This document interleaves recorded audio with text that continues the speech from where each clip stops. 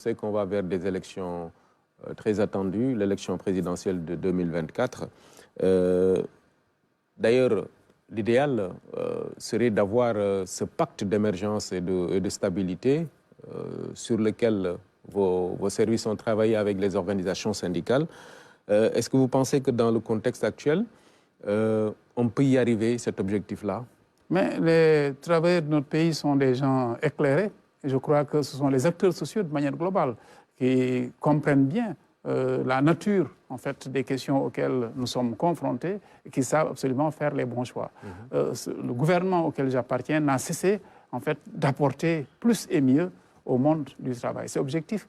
Cela se voit au niveau de la fonction publique dont nous parlions tout à l'heure, mais cela également est tangible du côté des travailleurs du segment du privé. Les salaires catégoriels ont été relevés, les primes de transport également. Il y a très souvent des conventions collectives de branches également qui sont signées. Bref, nous sommes avec les travailleurs et inlassablement nous poursuivons la quête du mieux-être du travailleur. Donc tout le monde le comprend.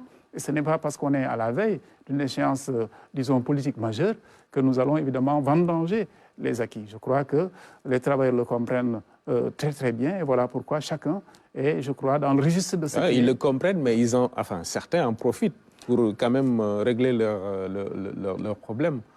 Bon, si vous dites régler leurs problèmes, je ne sais pas si ça règle. En tout cas, poser des problèmes et revendiquer, c'est absolument normal.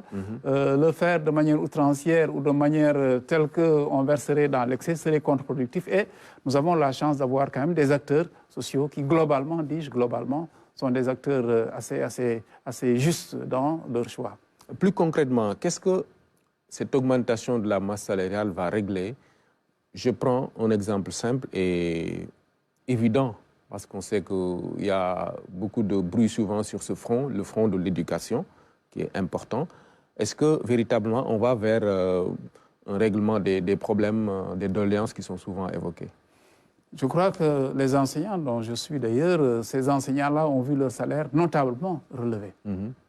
Est-ce que maintenant ça va se traduire par une sorte d'abandon de toute revendication? Je vous répondais déjà, non, parce que le propre de l'homme, c'est de vouloir toujours plus et mieux que ce qu'il a. Par contre, ce qu'on peut en tout cas augurer, c'est que les pas qui ont été faits, les accords qui ont été signés, leur respect devrait nous permettre d'avoir une séquence temporelle relativement apaisée dans la durée pour que quand même l'éducation que nous donnons à nos enfants soit une éducation de qualité. Il n'y a pas de crainte, à mon sens, à ce niveau-là, puisque vraiment, les efforts qui ont été faits sont des efforts titanesques. Et je crois qu'il y a eu des améliorations, pas seulement d'ailleurs pour les enseignants, mais globalement pour les agents du secteur public, qui sont des améliorations qui devraient permettre d'avoir, pour une séquence temporelle relativement longue, un peu plus de paix et de tranquillité à l'école pour que des enseignements de qualité soient délivrés.